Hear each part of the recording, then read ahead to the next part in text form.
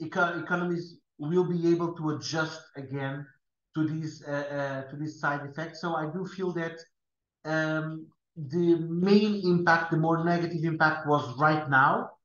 And I feel that if the war is prolonged in time, which I don't feel will be the case, because we can't ignore another fact. 2024, we will have elections in United Kingdom, United States, and Russia as well. And October this year, we will have elections in Ukraine for its parliament. All of these electoral marches can have a direct and significant impact in the war. Plus, if any conflict in Taiwan or in the Korean Peninsula goes into full confrontation, we know that the foreign policy of the USA favors Asia over Eastern Europe. That means that support to Ukraine will drop significantly, which will force Ukraine to go to the negotiation table, which will eventually end the conflict. So I do feel that the counter initiative, we are now expecting the counter offensive and so on.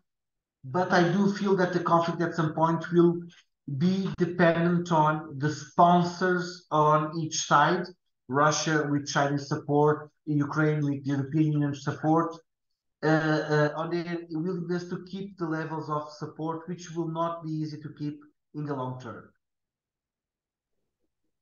Thank you very much.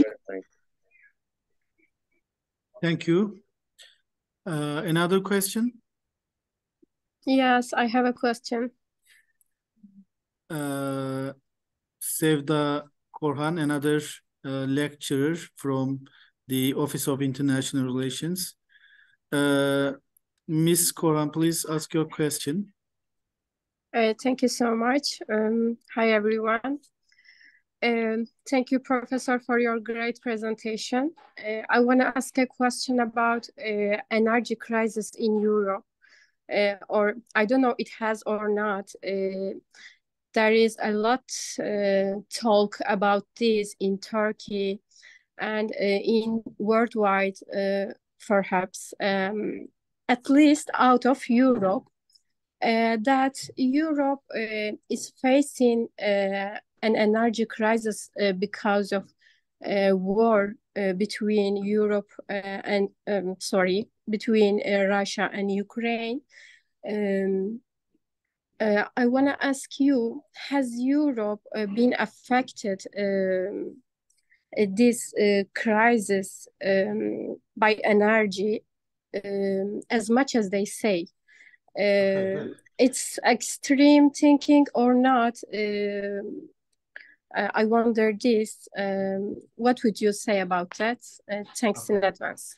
Thank you for the question. It's a very smart question and one of the most important ones for us to understand these effects of the war.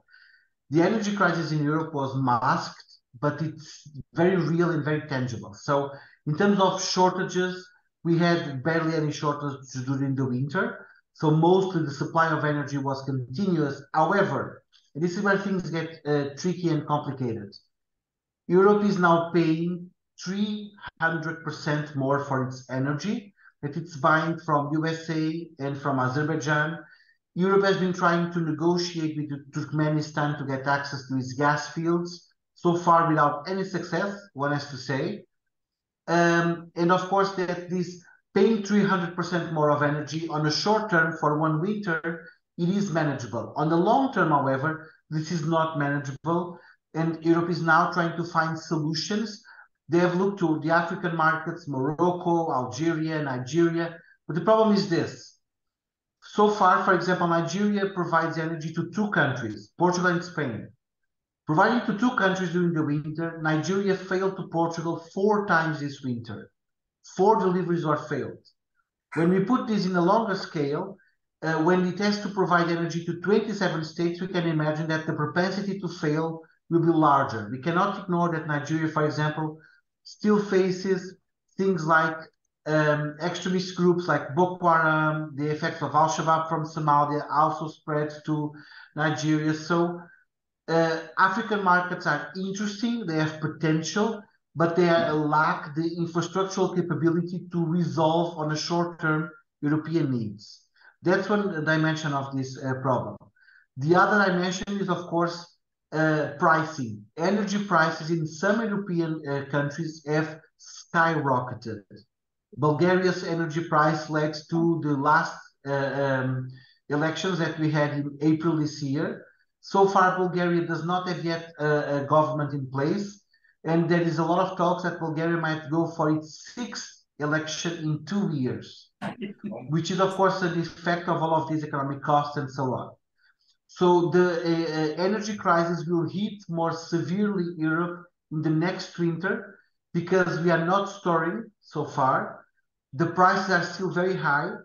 And since we are now allocating money to purchasing of ammunition, missiles, bullets, and new weaponry, we are not allocating money to the energy crisis because now summertime is coming, so the energy consumption goes a little bit lower. You will see that Europe, when it comes to October, November, will again speed up the discussions about the potential crisis and so on. So it is an impending crisis if nothing is resolved. So the discussions that have been done outside of Europe, they are not dramatic, they are very realistic. It is still a severe scenario, and we might have a very tricky winter for 2023. Thank you. Thank you, Professor. Thank you. Any questions from my students? I see some of those on board, but I think we have exhausted the audience. yeah, they have just finished the midterm week, so even if we have just completed the Ramadan feast holiday, but they are a little bit exhausted, because of the earthquake catastrophic timeline period for Turkish people. Yusuf Hocam, do you have anything else to add? Or else I would like to thank also, I very much enjoyed the program. Like roundtable discussions, a lot of questions came to you, and it was great, especially again listening your opinion. It made me very happy. Firstly, I would like to thank you, especially my best wishes from Batman to Lisbon. Thank you very much, sir. Thank you. Well, thank you to both you and to Emrah for the invitation. It has been a pleasure to speak to all of you. And at some point, if Batman University wants to challenge me with something more long-term, it's always a question of negotiation. That I teach diplomacy, so it's always a question of interesting proposals might lead to interesting replies from my part as well. So I'm not close to anything. I did have an amazing time when I worked in Turkey a couple of years ago. So I wouldn't refuse to go back to Turkey at some point in my life in a nearby future.